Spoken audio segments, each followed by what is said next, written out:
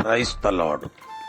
கிறிஸ்துவுக்குள் எனக்கு மிகவும் பிரியமான என் அன்பு சகோதர சகோதரிகளை, ஆண்டவராகிய இயேசு கிறிஸ்துவின் நாமத்தினாலே உங்களுக்கு மிகுந்த சமாதானமும் நல்ல சரீர சுக பலமும் இருதயத்திற்கு மிகுந்த ஆறுதலும் உண்டாவதாக என்று நான் உங்களை வாழ்த்துகிறேன். ஆண்டவர் மரித்த சிறுமியின் வீட்டிற்குள்ளே போகும்போது தன்னோடு கூட 3 சீடர்களை அழைத்து கொண்டு சென்றார். அங்கே மரித்த சிறுமியின் கரங்களை பிடித்து தலித்தாகும் என்று சொன்னபோது அந்த சிறுமி உயிரோடு எழும்பினாள். இந்த அற்புத செயலை அந்த 3 சீடர்களும் கண்கூடாக கண்டார்கள். ஆண்டவர் உயர்ந்த மலைக்கு அதே 3 சீடர்களையும் அழைத்து கொண்டு போனார்.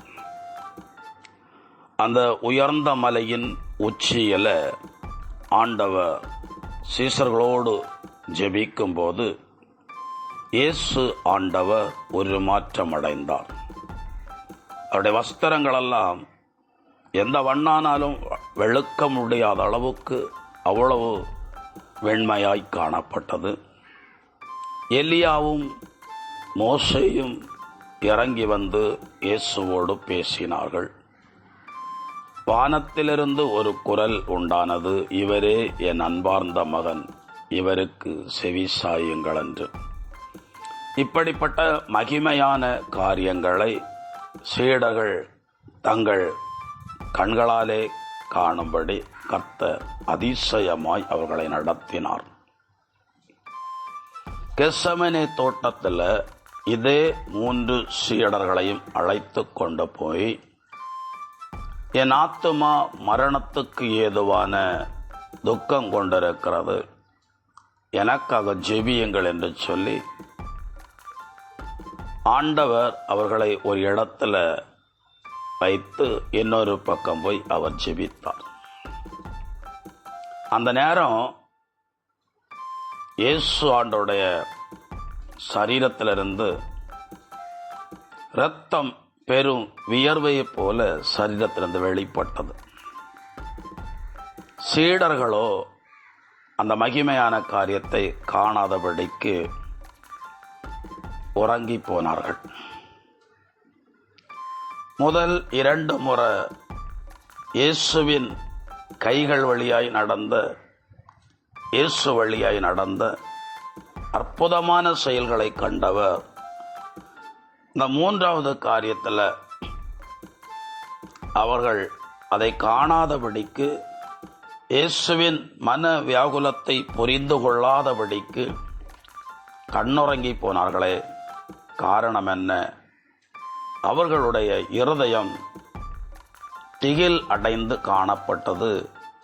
ஒருவித பயத்தினால அவர்கள் காணப்பட்டார்கள். அதுதான் அந்த கெத்செமனே தோட்டத்திலே. ஆனாலும் அதற்கு பிறகு மறைநூல் அறிஞர்கள் முன்பாக இயேசு நியாய விசாரிக்கப்படுகிற காலத்தில் இந்த சீடர்கள் தூரத்தில் நின்று பார்த்தார்களே தவிர அருகில் வர முடியாமல் போனது.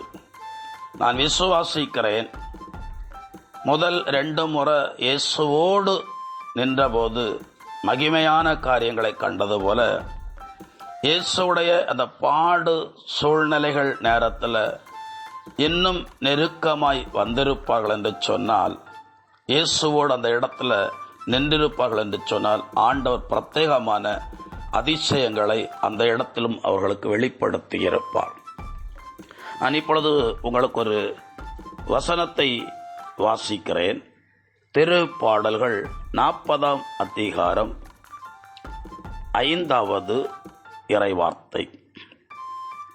ஆண்டவரே, எண்ணிறந்தவற்றை நீர் எமக்கென செய்துள்ளீர், உமக்கு நிகரானவர் எவரும் இல்லர். என் கடவுளே, உம் அரும் செயல்களும் திட்டங்களும் எங்களுக்காகவே. அவற்றை நான் எடுத்துரைக்க விரும்புவேனாகில் அவை எண்ணிலடங்கா. அதாவது கடந்து போன காலங்களிலும் கடந்து போன வருஷங்களிலும் எத்தனையோ நன்மைகளை ஆண்டவர் நமக்கு செய்திருக்கிறார். அதை கொஞ்சம் உணர்ந்தால் இனி வருகிற காலங்களில் எந்த சூழ்நிலையிலும் நாம் நம்பிக்கை இழந்து போகவும் மாட்டோம், துணிவை இழந்து போகவும் மாட்டோம்.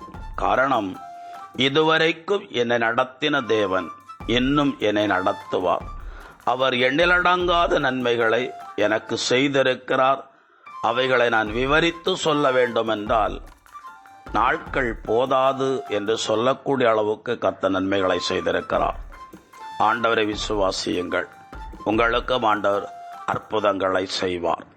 எங்களை அதிகமாய் நேசிக்கிற எங்கள் அன்பின் பரலோக பிதாவே, இந்த இறை வார்த்தைகளை கேட்கிற ஒவ்வொருவருக்கு நீர் செய்த சகல உபகாரங்களுக்காக உமக்கு கோடான கோடி ஸ்தோத்திரங்கள். எண்ணிறந்த நன்மைகளை நீர் எங்களுக்கு செய்திருக்கிறேன், இன்னும் செய்வீரப்பா. அதற்காக நான் உம்மை நன்றியோடு துதிக்கிறேன், ஸ்தோத்தரிக்கிறேன்.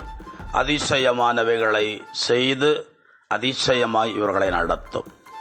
இயேசு கிறிஸ்துவின் பெயரால் ஜெபிக்கிறேன், ஜெபங்கேளும் ஜீவனுள்ள நல்ல பிதாவே, ஆமேன். God bless you. சமாதானம்.